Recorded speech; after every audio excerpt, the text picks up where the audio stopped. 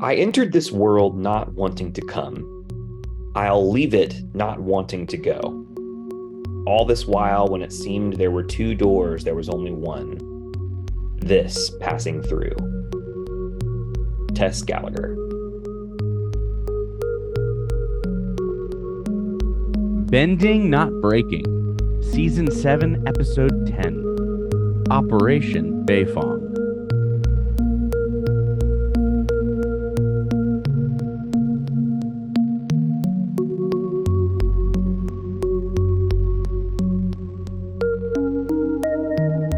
And welcome back to Bending, Not Breaking. I am Sunshine. And I'm Ben. Getting that mute button ready. Yep, we love that. All right. And welcome to another episode of Bending, Not Breaking. We are here to talk about more Legend of Korra, but we are getting to the end. We only have 4 episodes left. Well, including this one. This one, and then 3 more. 10, 11, 12, 13. We are getting there. And what an episode to be talking about today. Operation Beifong. Yeehaw. Yeah. Lots of the fights in this Love one. the fights. Love fight. But actually, there's more that happens. I can't do a recap today that's just like, and fight. Yeah. I get to do that at the end. So if I really use my 15 seconds up front well, I can just end at the end be like, and fight. Yep. So we'll see how much it saves me. Yeah. We'll see. Yeah. Well, awesome. Oh, what an episode. Yeah, this is, I think there are in the episode's arc of the whole series, there are really intense episodes full of like, this is what we were driving towards, or this is what we're setting up and driving. Like and then there are the episodes to get there. And this definitely feels like an episode that's getting there in terms of the arc, the build up. Yeah. But that doesn't mean there aren't really cool things happening, but it definitely feels like one of those episodes.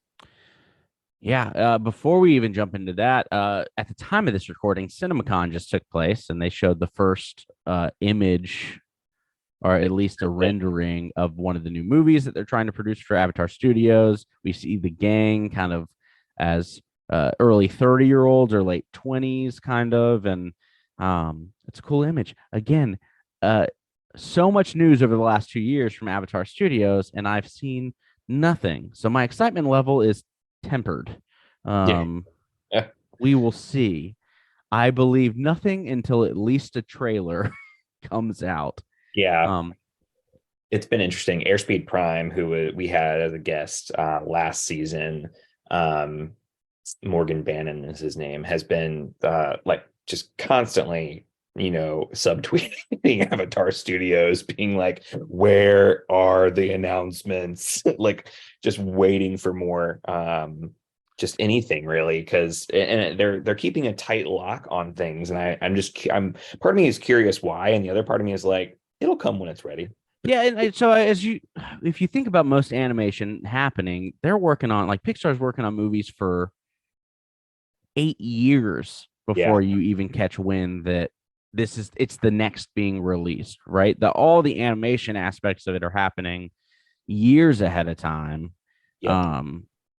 And that process is getting faster as technology is catching up. But yeah, until I see a trailer, and it's kind of the same with like live action Avatar for Netflix, and like, which we are surprised that again we're talking about something that was announced maybe 4 years ago. That is still taking a very long time to get ready. And so again, these are projects that when they come and I see a trailer, yeah, I'll probably watch, but I'm not convinced that it is all going to come to fruition. And that is just out of sheer the amount of things that get announced that are planned. Oh, in 5 years, we're doing this. It's even happening to Marvel projects already, right? Like, this is coming, this is coming, this is coming. Maybe, or we're going to slow it down. But now we even have a writer's strike that's taking place. And so that's going to have an effect on the output of things as well. So, that makes sense. Get your pay. There's so many things that a lot of I feel like the last one, back in 2008 ish, 2007, was almost about like streaming residuals, right? So like now it's like how a writer's getting paid for stuff that's constantly available, as opposed to like the one time. And so, but I need more research into all of that. But yeah, things to know. Here for people getting paid appropriately for their labor. Yeah, I mean, it makes sense that people are reluctant to work for low pay. It makes sense that studios are reluctant to release more information when they're not confident that it's going to be released. It makes sense to be reluctant. And yet, we want the information. Yeah. So we'll do what we can. All right. Before we get into the recap, yeah, what's the lens we're looking at today? Reluctance. Oh, you did a thing. You did a thing. I did do a thing, and you didn't catch it until right now. That was was I just acting? No, that was definitely. I did musical theater in high school, so I could have been acting. You sound reluctant to tell the truth. Maybe I'm still acting to be able to drive home the point of our lens a little bit more. It's called improv, Ben. Yeah, totally. Maybe I'm just reluctant to relinquish the. So why don't you yes and your way into a definition? Can you do that for us? Yeah, I mean, reluctance is pretty simple if you look at a definition. It's basically just unwillingness or disinclination to do something, right? Yes, and it's so much deeper than that. Say more. It's your time to build off of what I've said, Ben. That's the improv aspect of it. But that's why I said say more. We have to do a whole hour-long episode on it, so it better be deeper than that definition. I mean, it's interesting. It is that, right? It's just but the reason behind the reluctance and what feeds it is also what's interesting, right? It's not the shame, the guilt, the grief, the anger, all the things that make us reluctant to do stuff adds a lot of nuance to it. Correct. And so we might, be like, oh, this person's reluctant, but we might not know why they're reluctant. And so it really kind of wondering what are the root causes of reluctance, and also what are the consequences of reluctance. And so thinking about that is going to be interesting as we kind of dive into everything too. One of the things that I also think that's going to be possibly an interesting kind of subtext to all this is the physics definition of reluctance is the property of a magnetic circuit of opposing the passage of a magnetic flux line, equaling the ratio of the magnetic force to the magnetic flux. So the idea that when someone is wanting something to happen, you have to be reluctant with an equal opposing force is going to be a somewhat of an interesting concept. I think the idea of no, like you have to, the love that maybe someone wants or the boundary that someone's trying to cross, you have to oppose that pressure with equal force. Is I think an interesting thing to talk about when you're talking about humans, right? You know what you just reminded me of? No. There's a kid doing a book report on a book he hasn't read. No. You reminded me of a scene from the Twilight Saga. Oh my God. In which Bella Swan is looking at two magnets on her fridge that won't go together because their magnetic forces are opposites, and so they're pushing each other away. And Stephanie Meyer writes this terrible metaphor and says that one of essentially equating Edward and Jacob to these magnets, and Bella's like, we're gonna put them together and I just wish they would be friends. And and she has to apply the force to do it, and it's just you reminded me of that. It's a pretty heavy weighted metaphor in that it was not done well, but it just made You're telling me that the writer of Twilight did a poor job creating a metaphor. Your reluctance to watch like memory scenes or like watch in scenes from the beginning, like see this thing that we did at the beginning of the movie? You missed it, you dumb. I feel that way about heavy-handed metaphors where they're like, you can just put the metaphor in without explaining it. Yes. And that's, I think, the same deal with like the memory flashbacks. Is like, you don't have to explain it. You can let people like connect those dots. You don't always have to hold their hand through the metaphor. Yeah. And then I remember that the books were actually written for like middle schoolers. And I'm just like, yeah, middle schoolers are smarter than you think. And some middle schoolers have different abilities that really appreciate things being lifted out for them, and I get it. That's what discussions about media are for. That's why we do this. When someone connects the dots for us, we don't get a podcast. Well, we also don't get like I figured it out synapses, that the dopamine hit of like, I figured it out. I'm a winner. I got it. Yeah. Anyway, we digress. Let's talk about the episode. What happens in it, Sunshine? You got 30 seconds on the clock? I can talk about it. I do. On your mark, get set, go. A crew of heroes works to save the Beifong family, and Toph shows up to help. Korra refuses to harvest spirit vines, and Prince Wu starts to show positive attributes. Kuvira's ray gun overloads and almost explodes, and Lin is still clearly upset with Toph. Kuvira shows up to inspect the new ray gun, and Julie lies about trying to fix everything. Korra goes into the spirit world. Lin opens up about her pain with Toph. Toph work to rescue the family while they start to test the ray gun. You're a monster. I regret nothing. Everyone gets out safely, but then they decide they need to save Julie. And how have you been, mother? I told you never to call me that. Fight! And then they hug and mess up. Yeah, that was a whole like extra 10 seconds. I didn't hear that you stopped the timer. Oh, I said ding, stop. Yeah. You gotta talk louder than that. I was in the zone. Oh, yeah. Okay. All right. That's fine. That was a convenient way to get the extra 10 seconds you needed. Yeah, I get it. I need you to stop being reluctant to speak your voice and be a little more assertive. Yeah. Let's talk about the reasoning behind that reluctance. Okay. Yeah. Why are you not more assertive in our conversations? It's not like I'm dominating them. Reluctance.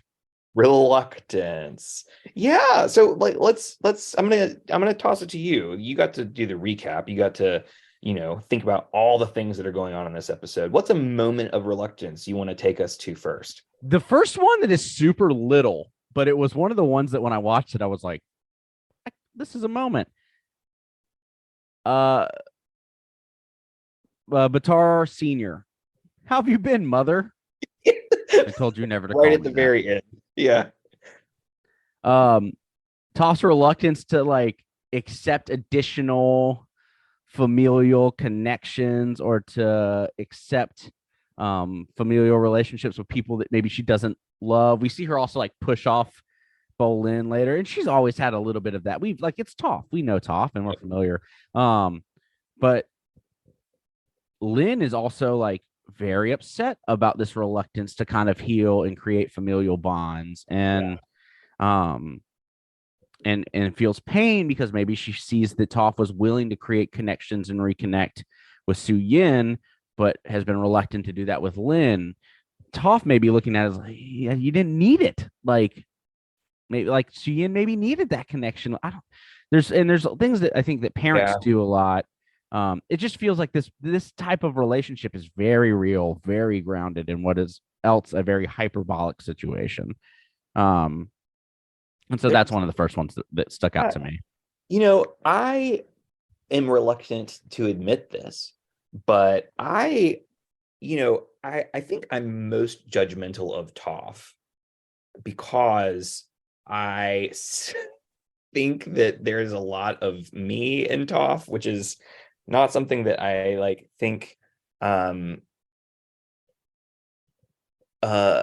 it's awkward. So here's why the train of thought is Toph is so unapologetic for being Toph, and in a way is just unwilling to bend, right?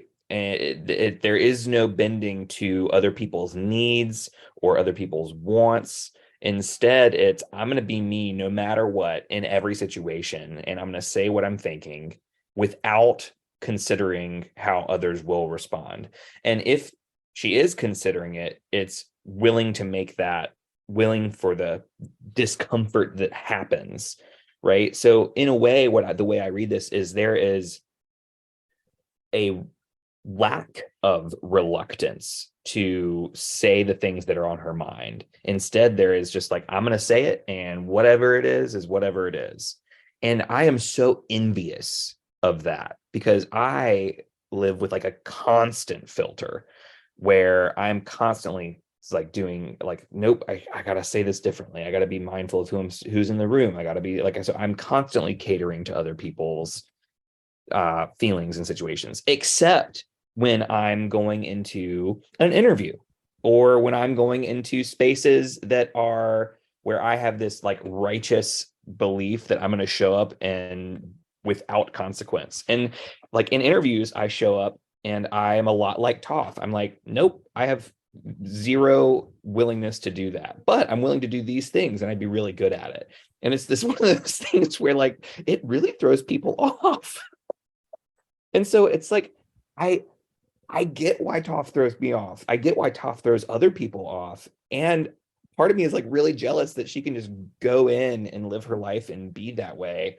And then the other part of me is like really sad because it's like she's been living in a swamp and she doesn't have community. And I think that's, her choice and she's okay with it. But I also wonder if she like wants like the community that comes with bending, so to speak, even though she's unwilling to bend. Does that make sense? Oh, for sure. We've one of the themes of the last few episodes, I think, has been this overarching thing of like, what is your authentic self and what does that look like? And does that really exist? Yeah.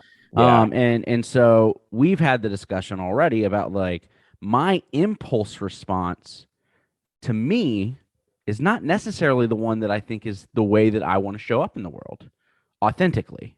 That's like, and so there's a difference, or there can be a difference between my immediate unfiltered response and what I do find to be true to my values in the way that I want to be.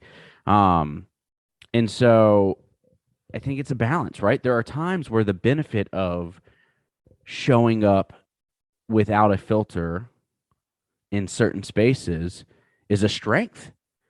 Uh, the the fact that there's no inhibition to if I do this, then they'll respond this way. Like there's a strength to saying no. I don't care that I'm going to make some people mad in this situation because it needs to be heard. There's also a strength in if I come in and bulldoze the room, then whatever we're trying to get done won't get done either. And so I got to dial it back. And so we are seeing moments of there are times where Toph saying it like it is very much needs to be heard. And is it like I would think of if Toph was in front of President Ryko, I'm here for it. like, and was like, no, this is a dumb move and you don't need to do it. Yeah. Like benefit. Telling your child, I don't think you need love, or like, yeah, my, me being away from you is more important than us healing your relationship. Though that may be true and may be valid, you got to accept the consequence of that. And that's something that like Toph has no problem accepting the consequence of that, but that causes a lot of harm for exactly. Well, and that's what's really interesting too. If we like, we've followed the through line here, and like I want to pause and just acknowledge the original statement of, hey, mom," and she's like, absolutely not. And it's like I think one of the things that matters is power, right? In relationship to this. And so if we go to a parent and child, there is a power dynamic at play, right?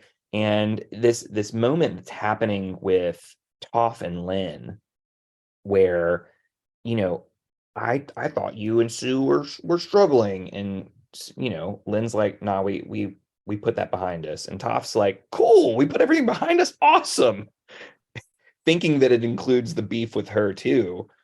And she's just like, cool, I'm ready to be in relationship with you, like, let's put it behind us. When Lynn has definitely not put her grievances with Toph behind her. It's just her and Sue. And I think that matters, right? But there's this assumption on Toph's part of, oh, great, everything's fine now. And, it comes out later that that's not true. But there was that moment when she was explaining it where, like, you could tell Lynn was reluctant to speak her truth there. Oh, yeah. Right. And it's tough. It's tough. It's almost like Toph either does want to like support her family and thus does not want to create additional familial bonds that she will then feel responsible for. Yeah. Right? Like you're not I'm not your mother, because if I was your mother, that would require me to do certain things or be willing to do certain things, and I'm unwilling to do those things. So like, don't call me mom.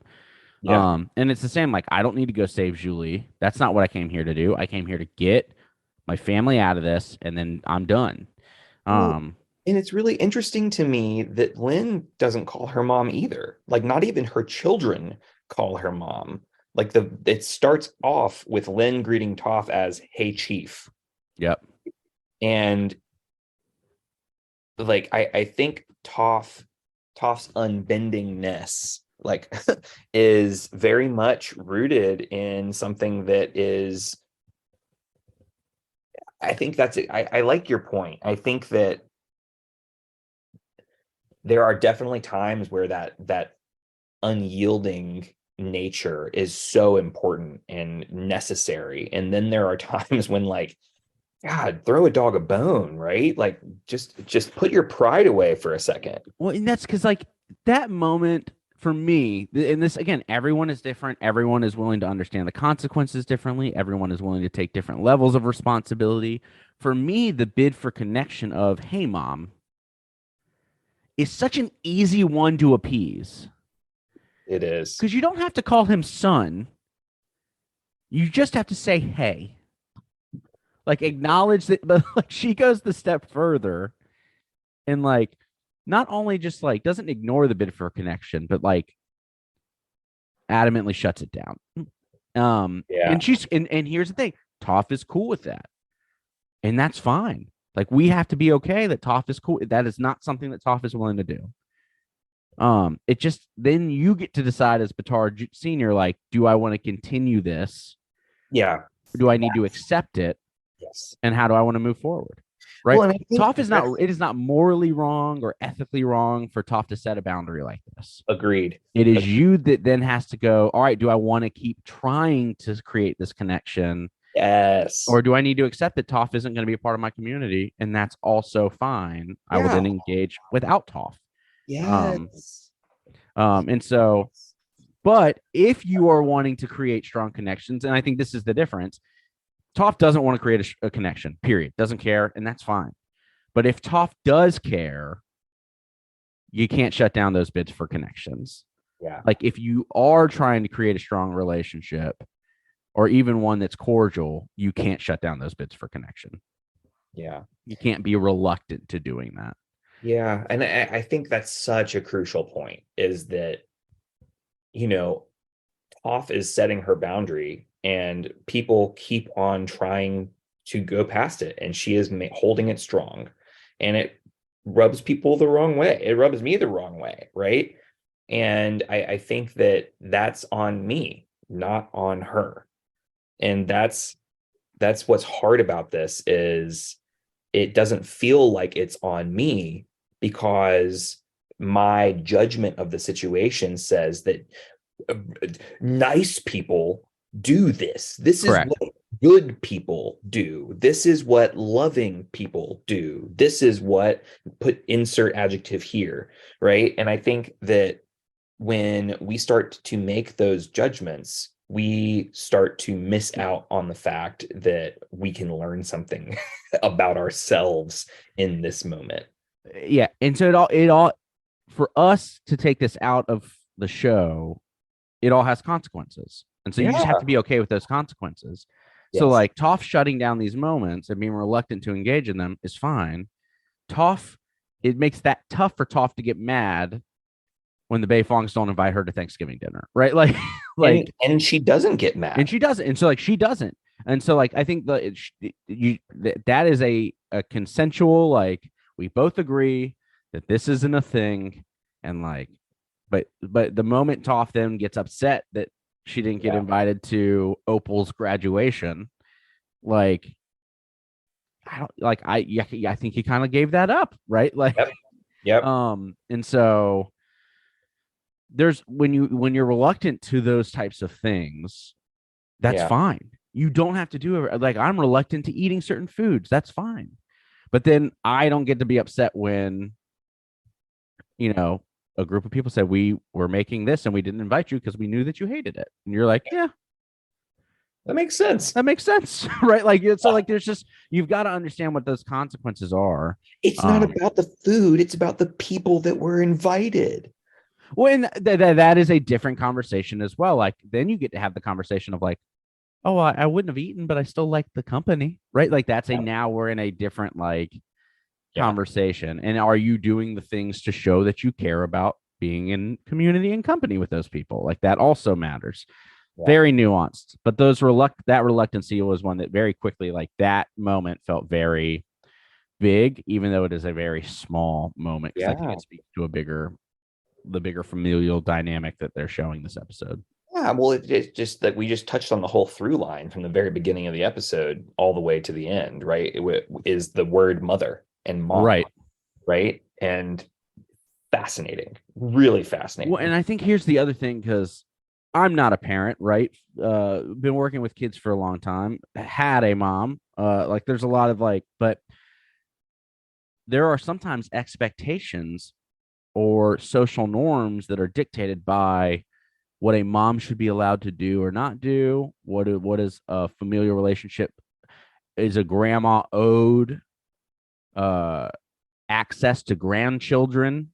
Right? Uh-huh. Like there's a lot of social norms that sometimes like that again, your reluctance to do certain things may lead to consequences. That's right. And so like just the fact of like there's like just because you are in a familiar relationship with someone doesn't mean that you get to ignore the needs that people have Yeah, uh, when you're in those relations. Like you still have to build the relationship. It is the blood itself is not strong enough for connection. I think is probably what I'm getting at. Is yeah. probably the overarching. Talked about that before. Yeah. What about you? Is there a moment that um Well, you really spoke touched to on you? several. But I do think that there are several things. So like I think if we go to this moment with Raiko and Varric and the squad having this conversation, there's an interesting dynamic that's happening here. And, I see Raiko as a, you know, conservative curmudgeon. I don't even know if consider like you could argue he's liberal, right? Like it, like Yeah, he fair. is he is in what is good for his reelection. I think is Yes. always the his mindset. Yeah, and the I guess the reason I say conservative is like this idea of fighting fire with fire, and we need guns to stop the guns is the metaphor that I think I'm like running Just with. feels very much like that. Yeah. Yeah. And so this idea like of, well, they have these weapons, we need these weapons is a like, or are there other options, right? There's Right. just, and I don't think that he's coming from a place where like he's reluctant to consider that because, and I guess I'm wondering why, like why, and what would give him the mindset, the disposition to not be reluctant to entertain other ideas. Does that make sense as a question?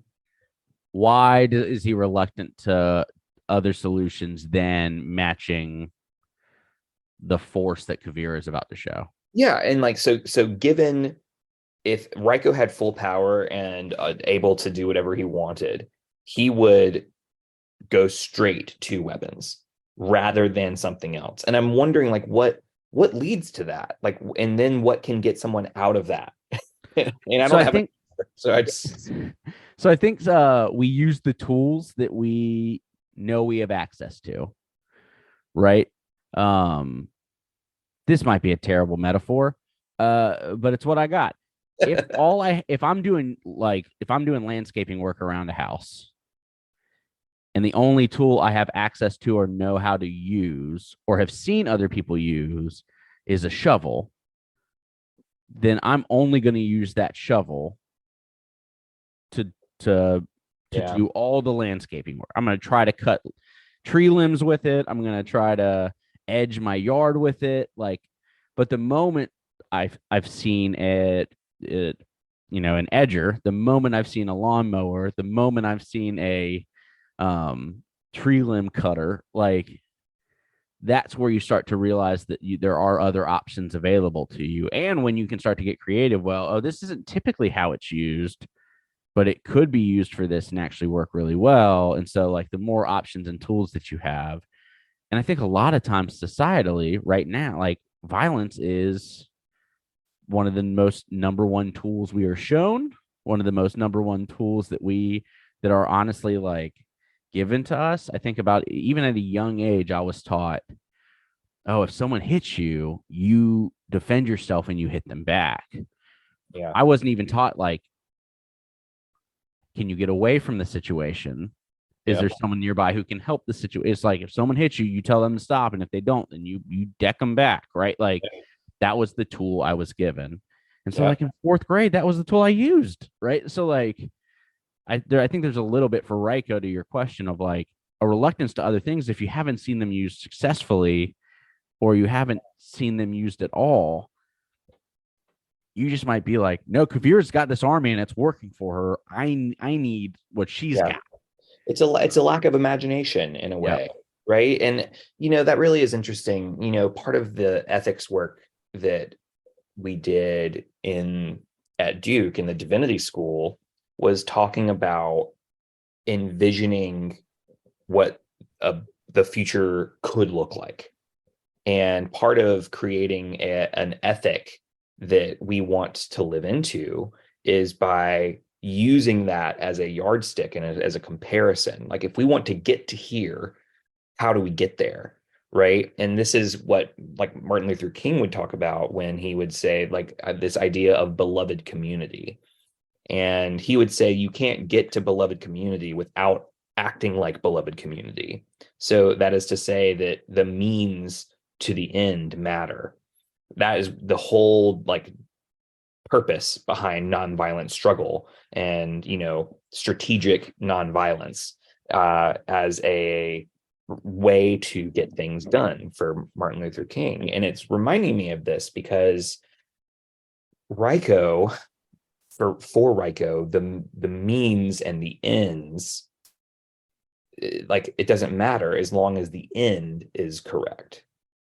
And I think that's just like it's illuminating that, and that's what's coming down from the conversation. That's what's dangling from the conversation is that unless we can envision the end in a way that is without like weaponry, then we're going to continue to amass weaponry, right? And it's fair to acknowledge that that's hard. The yeah, concept of someone's got a giant ray gun that they're going to blow up the world with. yeah.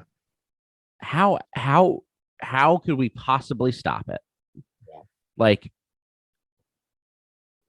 and then it takes a lot of courage for people to be reluctant to give in to that. Yeah. It takes a lot of courage and effort to show reluctance to giving into those when you know something's up. Like, good for Varric, good for Korra. Yeah.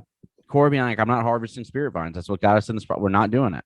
Right. Like that is a tough thing to show, like to be reluctant to give in to that. Like it's the president in front of you. And yes, you're the avatar. So I don't know if the And power yes, dynamics really there, like who's winning in that power dynamic. and like Varric is the billionaire behind the scenes, right? Correct. So like there's plenty of power there too.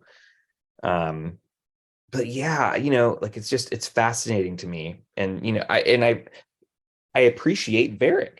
I appreciate Varric's reluctance here, right? Who is saying, nope, I have seen what this can do. And We're not doing it. we're not doing this. This is a terrible idea. It is going to lead. It reminds me of the conversations reading about people who created the atomic bomb, who were like, this is a terrible idea, right? And here we are, years later, having seen what it can do. And I wonder if that's how the world post Korra or post the series is going to be too. Once they see what it can do, it's be like, this was a terrible idea. No one should have them. Yeah, no one should have them, while people currently have them and continue to build an arsenal of them. Right. The cold nuclear war, so to speak, which is essentially what this is the beginning of. Well, and again, it's that to get to your point of like viewing beloved community, that acting in ways that are out of compassion and love and hope and belief that the world can be better versus acting out of fear, protection, scarcity. You get two different sides of it. Yeah. President Ryko is reluctant because he's acting out of fear. Yeah. And scarcity and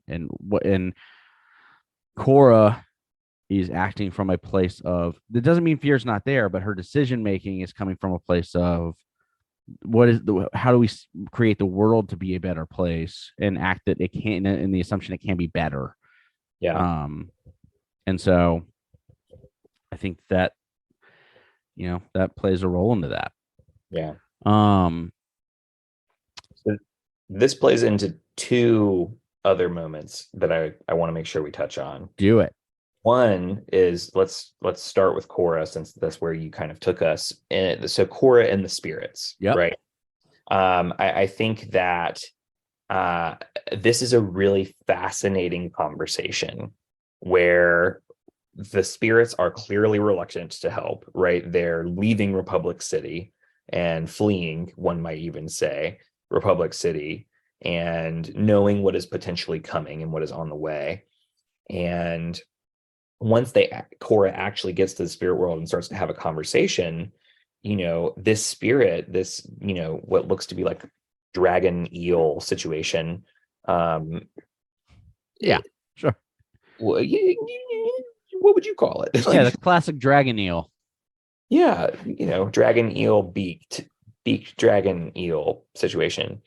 But moral of the story is the spirit's like, no, you're trying to use us the same way Kuvira is using us. Yeah. And part of me is like, except Kuvira is doing it against your will, and Korra is asking, right? Korra is not trying to make you do this. Korra is saying, these are the stakes, and your help would probably put a serious weight shift in terms of balance in this fight that we're going into. And I like, part of me feels a little judgy of them being like, this is kind of like, seems like the move, right? But at the same time, I 100% get the reluctance to not participate, especially having had such a terrible relationship with the physical realm for so long. And I think this lifts up a moment for us to take out, which is, it is when you can't be mad at people for being reluctant if they can't see the whole picture. Like, you've got to be transparent. And Korra is in this moment, but like, if I'm the spirits in this moment and I'm not seeing the connection of how this is going to truly affect us, and this feels like it's a human thing, then I'm going to be reluctant to jump in. And so, like, when we are dealing with things that people are being reluctant to, even as easy as like, yeah, I'm reluctant to do this thing and in the community, or I'll continue to use a house metaphor. I'm home shopping. It's all over my brain right now. I'm reluctant to put money into replacing this thing. Mm-hmm. Well, until I can be then convinced of the bigger picture of why it would be a good idea for me to jump in, like you got to create a little bit of that buy-in and understanding and help like guide that conversation to get people there. Now, Korra doesn't really get a chance to, or maybe she doesn't do it the best way, or I mean, that's all subjective, but there is something to be said about like you gotta show people the whole story and get there. And that's the same when we talk about the stories we tell ourselves, right? Like we got to push back and show and help gain understanding, and that happens through community and conversation. If the spirits are willing to hang out, maybe Tenzin shows up, maybe Iroh shows up, and they all can have a roundtable about it. Maybe you get the spirits to come join you. Yeah. But I do love the moment where she says, "You helped Tarlok, or you helped Unalak." Yeah. And he's like, Unalak used the harmonic convergence to like take us over and like Yeah. force us. That's what you want to do? You want to do that? Like, and I love those questions. I love the speaking truth to like, nope, that's not what happened. Well, to me, it's indicative too of like Korra's age, right? And Korra's understanding of the situation. I think that, Korra is seeing things and describing things, and she knows what is right, but she doesn't know how to convince someone else that it's the right move, right? Korra doesn't have the language. Korra doesn't have the tools. Like, you know what I mean? Like, Mm-hmm. she knows what is right. Like, she has a good compass, but she doesn't have the capacity to help people see and feel those same things. Does that make sense? Oh yeah, and I don't know if that's an age thing or if that's just like that. Sometimes it's just a communication thing, right? Oh, There yeah, are some there are yeah, some there are some people who have just a natural gift to be able to say what I'm hearing you say is this, and really turning that into something that is concise and understandable. yeah, And there's things where it's meetings you're in with someone where they're going on, and I'm super guilty of it. And someone goes, "What I think they're trying to say is," and tell me if I'm wrong, but the X, Y, and Z. yeah. And then someone's like, "That makes sense. That I'm bought into that." Um, I and so think there are people who are really good at connecting dots like that, and there are some that it just takes a lot of practice to do it because the mind doesn't get there. I think that's a better way of saying it, and I appreciate you kind of pointing that out. That I think there is a correlation between how young you are and how old, Correct. but that is not the cause. The cause is the capacity to learn the skill, right? And when you learn it. And so I think that Korra has not yet learned this skill, but I think what the important point is that it is a skill that can be learned, right? all This the all the time. I think about the times that I've like, how do you have a difficult conversation with someone? Yep. And then you see someone do it really well, and you're like, okay, let me dissect what you did in those moments. Instead of saying, "Oh, they're just a natural," Correct. right? They're no, they learned that skill somewhere and they have cultivated it somehow. Yeah, I typically consider myself to be really good at talking, like de-escalating situations. Yep. Um, but that comes from failing at de-escalating situations like a lot. Yep. And you having conversations with parents, like I learned very quickly, like saying a parent's child had a temper tantrum is just an ineffective way to talk about a child's behaviors, because Your child like, sucks. well, it's that's something where it's just like, yeah, your child had through a temper tantrum. It's like, no, that's not like that's a very unnuanced look at something, and it Mhm. doesn't really, and it kind of speaks to a chaotic nature of like your child is inherently difficult Yep. versus, hey, yeah, your child had a tough day and this and X, Y, and Z happened, and that create a lot of emotions, and we had a tough time regulating those emotions. Is saying the exact same thing with acknowledging that the child is processing normal things, Yep. and doesn't make the parent feel like the child's a chaotic mess that like needs to be governed. right? And so like, even if it's true. well, and that does happen, but but again, the way you communicate that is how Yeah. are you doing that, right? Yeah. And so there are people who have that skill set, and it's a learned skill set. And so I think you're right when it comes to dealing with people who are reluctant to things, the capacity to be able to speak coherently and to understand where they're from and listen to where they're coming from takes practice and takes Yep. skills that are you don't learn in kindergarten or in fifth grade or in college sometimes. Or until you read Crucial Accountability. Yeah. So, Yeah. but I think the other moment you're probably going to go to now is we haven't talked Julie yet. Ooh, I was going to go to Prince Wu, but Ooh, let's talk Prince Wu first then. Go to okay. Prince Wu. So the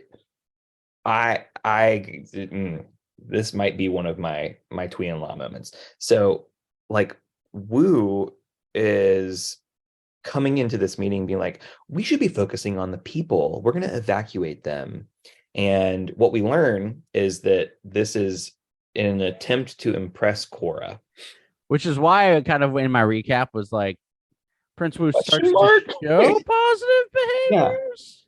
And so, like, this is the worst reasoning ever, right? To do what is right, right? And then what hurts the most, what hurts the most point is Beat me there.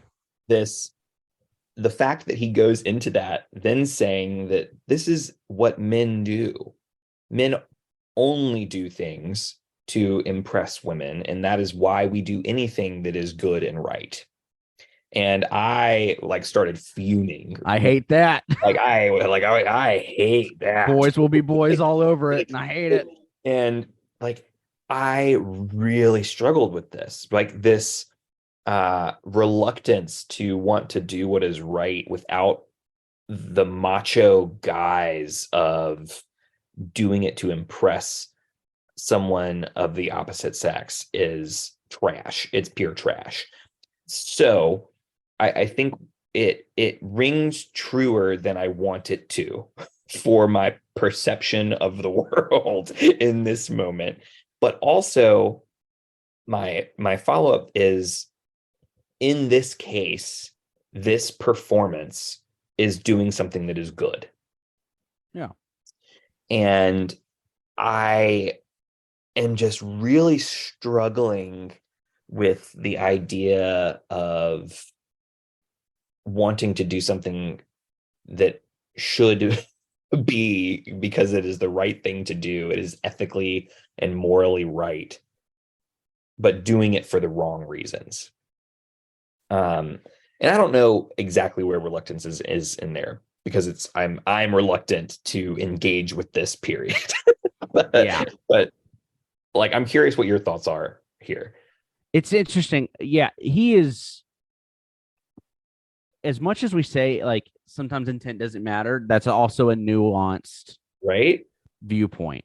Because there's sometimes like the intent also matters. It's not that like it's not that the impact and the intent matter separately of each other, but sometimes intent very much matters as well. And so I think that's part of it. And so ultimately, yeah, he's doing good. Great. And you also need to check your intent on this, because that is not great, and that is harmful, and that does not, eventually that will come back to hurt someone. And I think that's again, fantastic, he's doing well, but when that's the intent, then he's likely not going to do that again for that reason. Well, it just is like, to me, this idea of like Korra said no. Korra has indicated that she is not interested. She has like given him the signals, and I think disposition that is indoctrinated into men and boys in this country is that when you get told no, you keep trying. We just try harder. Yeah. Try harder.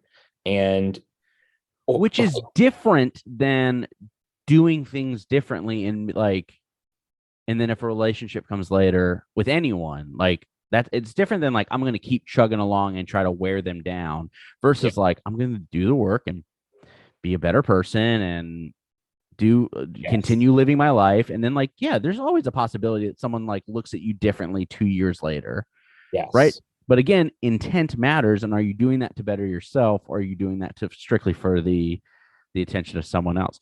The conversation around nice guys happens so often where it's like, oh, they don't want to, girls don't want a nice guy, and this is, I'm doing things nice. And again, if you're only doing quote unquote nice Yeah. things for repayment in terms of Expectation. expectations, right? Things. Like if you are only it's transactional, right? Like I'm opening the door so that you want to kiss me later. No, like no, you want to open the door, right? If you're only doing it for an expectation that someone treats you kindly back, then you're not doing it for that. And it's the same thing. Like if you're only a lot of conversations around like you can't call people racist, it makes them not want to help you.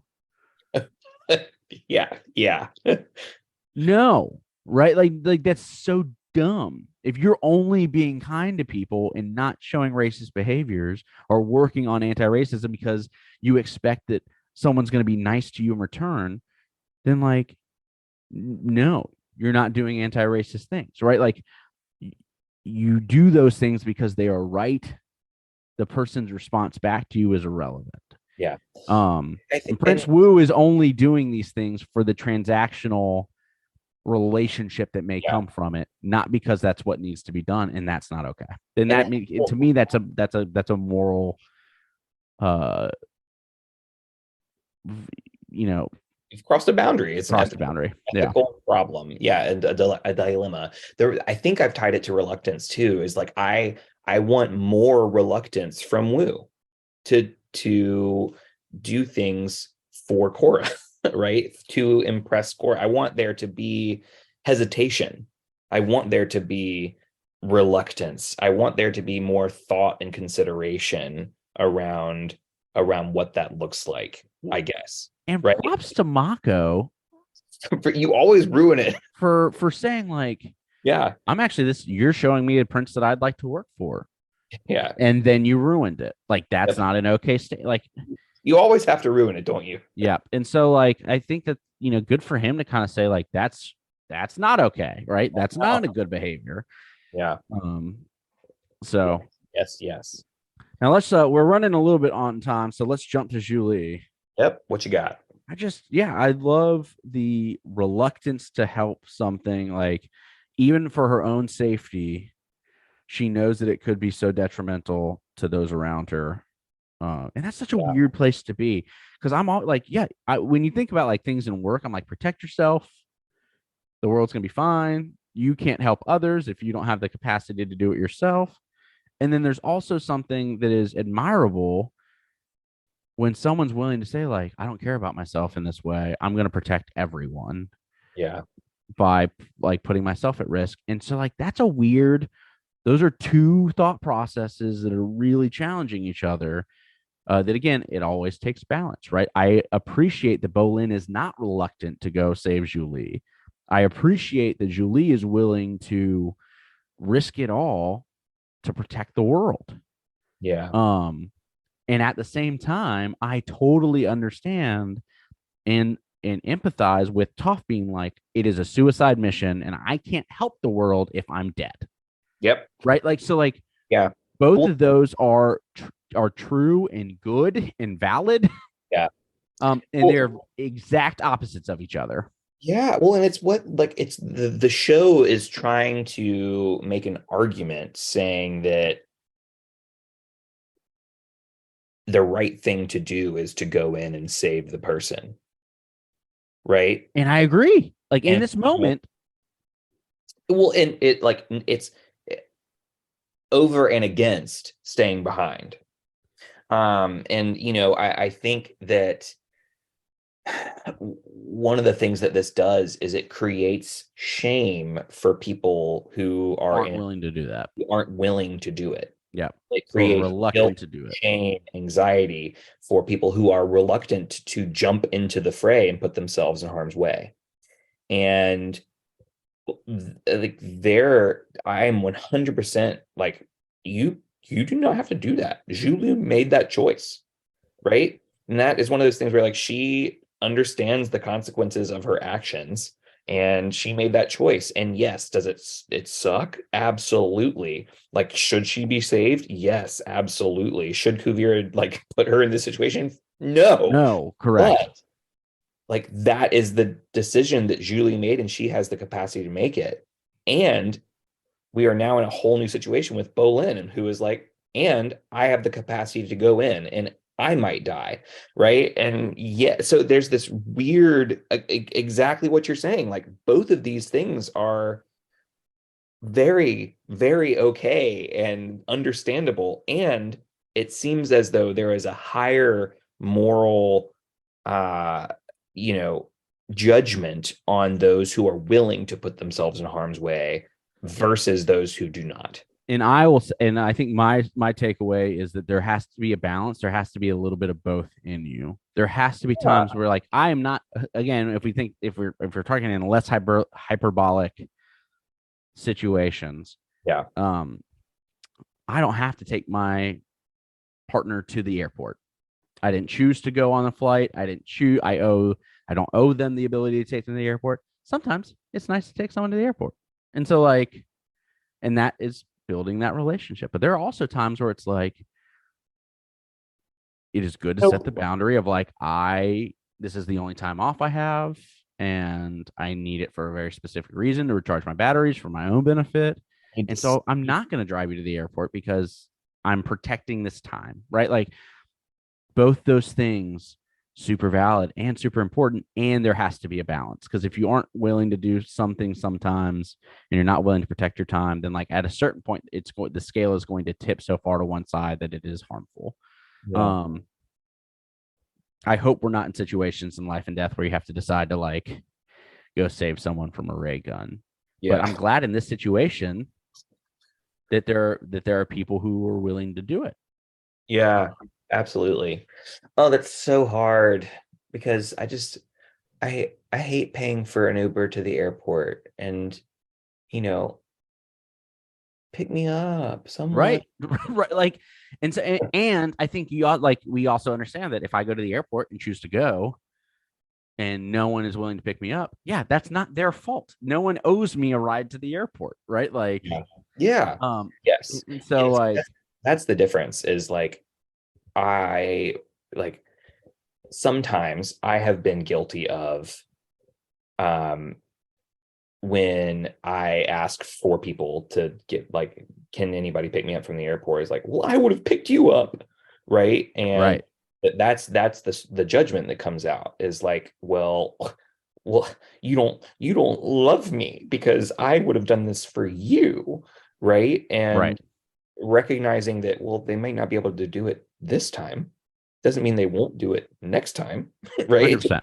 Right? It like, okay, this is the decision that I have made to choose. You know what I mean? It's just like there nuance, people. There's nuance. There's nuance because it's also just, well, yeah, again, at some point, if I ask the same person over and over again, hey, are you willing to get me?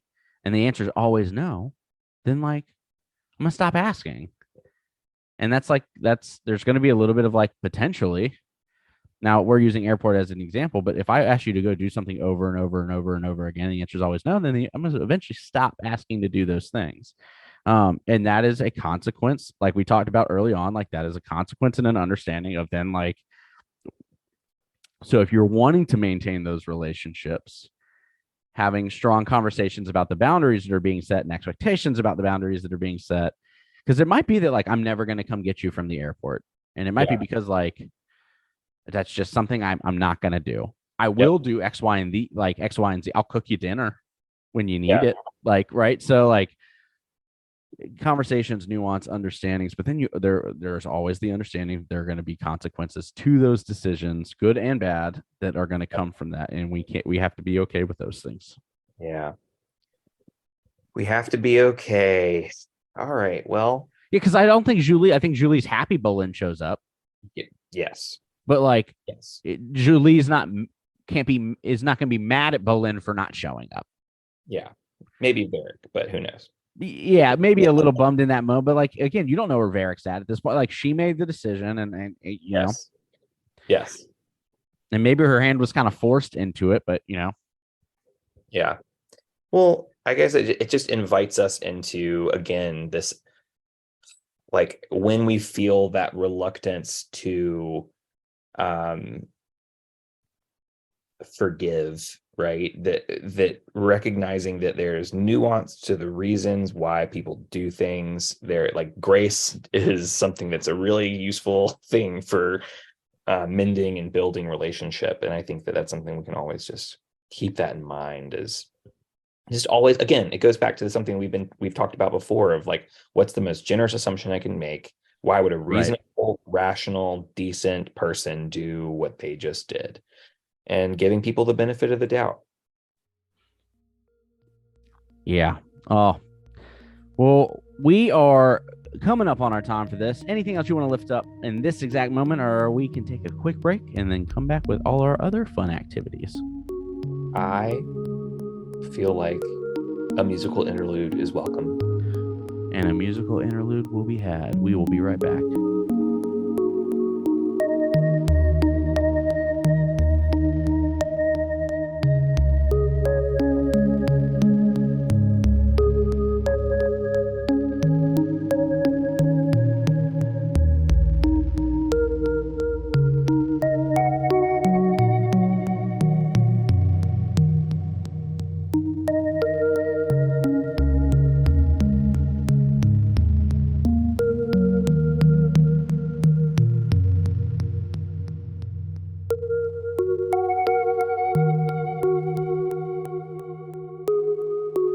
Welcome back. We're so glad you're still with us. We're going to dive right into our next segment, which is Twee and La, where we pick out things that push us away and pull us in. So, Sunshine, what is a moment that you would like to discuss? So we already talked about it. I hate boys will be boys. I hate that understanding. I hate that conversation. I hate that concept. Same. So like that's Prince Wu not getting my gratitude this time. What I loved, as always, the fight scenes in Korra I think are fantastic, but specifically there's the moment where Suyin metal bends armor onto herself from like a freight container. I love that. And then like hits Kuvira with a freight container. Yeah. And that's just a moment. The first time I saw it, I was like, oh, dope. That was so cool. Yeah. Yeah. And so even today watching that, when she does it and she just like pulls the metal, makes armor, gets hit with something, and then smacks Kuvira with a freight container, I'm like, that's a dope sequence. And so, yeah, that pulled me in. Yeah, I loved that fight sequence too. And like, we just see so much. You can do so much with metal when you have all of these pieces. Like we see Kuvira go like Full Metal Alchemist, right? And have like this like sword arm, and then she's like shooting like metal like strips and bullets, and like this whole like series of things that is done with metal bending that is just super cool, that I really appreciated. So yeah, I totally agree. I also got to say, like, I'm a big fan of Juicy, the Sky Bison. Like, I totally snotty little bison just doing his thing. Yeah, totally get Opal's reluctance to be a partner with Juicy, but at the same time, it's like so endearing, especially since I don't have to kind of deal with the snot. Although my job is very slobbery, so there is kind of a kinship, I feel. So I get it. But yeah, I was definitely pulled in there. And yeah, I mean, I think I was pulled away absolutely by this moment with Wu. We already talked about it, but I think I'm also pulled like Raiko also. Like I was just like, I'm always furious with him. Like I don't think I can point to a moment where I was like, he did exactly what was right in this moment. And It's just so frustrating for Yeah. me. All series long, he's really kind of a chore, and only feels like he does the right thing when he absolutely has to, or like when it's gonna again Yeah, benefit him. when it benefits him. Yeah, it's just I just don't love it. I really don't. It's just so frustrating. Uh okay.